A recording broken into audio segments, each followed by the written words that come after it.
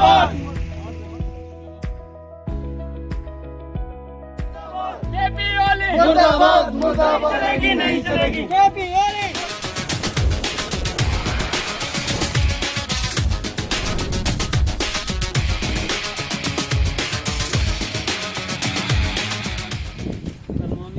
Sir, आपका विरोध प्रदर्शन किस बात को लेके है? आपके चैनल के माध्यम से ये मैं बताना चाहता हूँ कि हमारा विरोध प्रदर्शन आज जो है नेपाल के प्रधानमंत्री केपी ओली के खिलाफ है। उन्होंने भगवान श्री राम के खिलाफ जो ठीक है अपशब्द बोले हैं। उन्होंने भगवान श्री राम को जो नेपाली बताया है, वैसे तो जन जन के भगवान हैं वो, लेकिन उनका जन्म स्थान उन्होंने बताया है कि वो नेपाल में पैदा हुए थे। ये हमें कतई बर्दाश्त नहीं है। यहाँ पर करोड़ों ठीक है हिंदुओं की आस्था के वो प्रतीक है। नेपाल में भी उन्हें पूजा जाता है और नेपाल के प्रधानमंत्री से हमें इस तरह की आशा नहीं है। उन्हें पूरे हिंदू समाज से, चाहे वो भारत के हों या नेपाल के हों, उन्हें माफी मांगने की आवश्यकता है।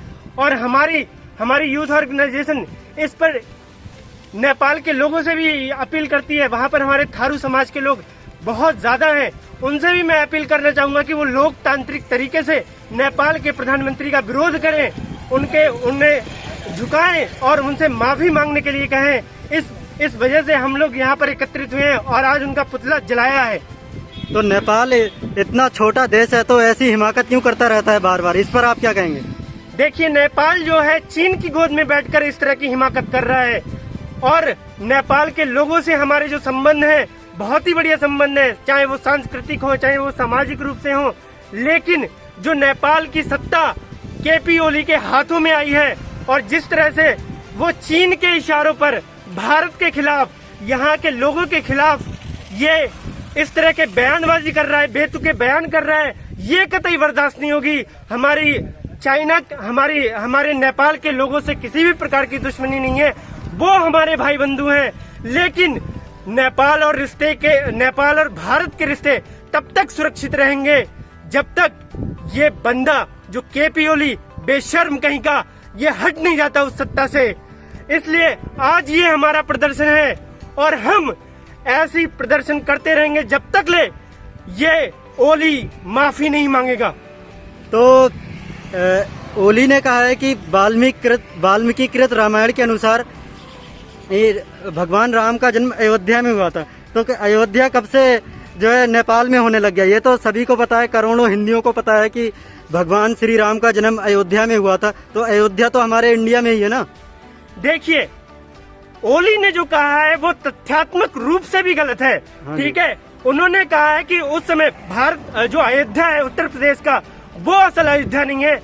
हमारे यहाँ जो नेपाल में बेरुंग जो एक जगह है नेपाल और बिहार के बॉर्डर में, वो वहाँ पर असली अयोध्या थी। और भारत के हिंदुओं ने, ठीक है, भारत के लोगों ने ये कहा, ये षड्यंत्र रचा और उत्तर प्रदेश की अयोध्या को जो है उन्होंने कहा कि यही अयोध्या है। उनका ये बेतुका तर्क जो है वो इस बात से, इसका मतलब अगर उनके तर्क को अगर ये माना जाए। सर, नेपाल के प्रधानमंत्री का भी एक बेतुका बयान आया है। उन्होंने कहा है कि वाल्मीकिकृत रामायण के अनुसार अयोध्या नेपाल में पड़ती है। तो इस बात में कितना दम है, कितनी सच्चाई है? यही मैं पॉइंट ठीक है रेस कर रहा हूँ। नेपाल का पीएम जो ये बोल रहा है कि ठीक है अयोध्या, असली अयोध्या जो है असली अयोध्या नेपाल में है, बजाय कि जो उत्तर प्रदेश की अयोध्या है वो क्रिएट की गई है, ये सरासर बहुत ही गलत है उनका बयान। अगर उनके इस दावे को अगर हम सच मान लें तो उन्होंने ये कहा है, तो इसका हिसाब से जो है भगवान श्री राम श्रीलंका भी नहीं गए, इसका मतलब ये है। ठीक है, जबकि हमारे जो पौराणिक शास्त्र, हमारे जो पुरातात्विक जो तथ्य हैं, जिसको सुप्रीम कोर्ट ने माना है 2019 के जो राम मंदिर पर जो फैसला आया था, तो इसका ये मतलब ये सारी चीजें जो है नेपाल के प्रधानमंत्री जो है नकार रहे हैं। ये कितनी गलत बात है और ये कितनी शर्मनाक बात है। नेपाल के प्रधानमंत्री को ये 10 बार सोचना चाहिए था इस तरह के बयानबाजी जो है करने के लिए। और पिछले सर 2-3 महीनों से नेपाल जो है भारत के खिलाफ बेतुके बयानबाजी कर ही रहा है। प्रधानमंत्री जो वहाँ के केपी ओली हैं, इस पर आप क्या कहोगे? ये मैं यही कह रहा हूँ कि आपसे चाइना की गोद में जो नेपाल के ओली बैठकर जो लैप डांस कर रहे हैं, ठीक है, उन्हीं की भाषा बोल रहे हैं, उन्हीं के इशारों पर काम कर रहे हैं।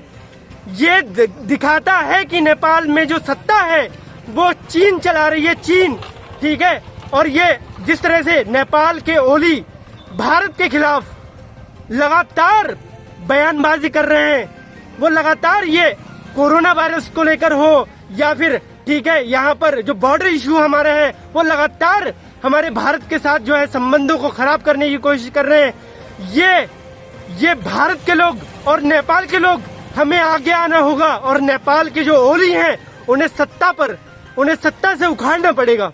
हाँ, जब आप कहना चाहते हो जब तक केपी ओली सत्ता में है तब तक ये भारत विरोधी बयान आते रहेंगे नेपाल की ओर से? जी जी बिल्कुल, अगर जब तक ले ये केपी ओली सत्ता से हटेगा नहीं तब तक ले इस तरह के बयानबाजी आते रहेंगे। और ये देखना, अगर ये जब तक ले कुर्सी में बैठा है इस तरह के आगे भी बयानबाजी करना होगा। इसलिए मैं आपके चैनल के माध्यम से नेपाल के लोगों से अपील करता हूँ, नेपाल के हिंदू लोगों से अपील करता हूँ, नेपाल में जो हमारी थारू कम्युनिटी रहती है उनसे अपील करता हूँ कि वो संवैधानिक रूप से नेपाल के प्रधानमंत्री के खिलाफ अपनी आवाज बुलंद करें और उसे सत्ता से बेदखल करें।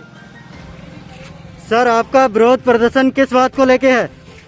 हमारा विरोध प्रदर्शन जो नेपाल के प्रधानमंत्री केपी ओली जो हैं, उन्होंने श्री राम के ऊपर हाँ जी, गलत टिप्पणी और जो राम भक्त हैं हाँ जी, उनकी आस्था पर एक सवाल उठाया, एक सवाल खड़ा किया है। तो जो उन्होंने ऐसा अशब्द जो बोला है, तो इसके खिलाफ हम सभी हिंदू समाज के सभी लोग यहाँ पर विरोध प्रदर्शन कर रहे हैं उनका, वो भी एक सोशल डिस्टेंसिंग के साथ और एक व्यापक रूप के साथ। और ये अगर केपी ओली हम सभी हिंदू समाज लोगों से अगर ये माफी नहीं मांगते हैं तो हम इससे बड़ा भी प्रदर्शन करेंगे आगे चलकर।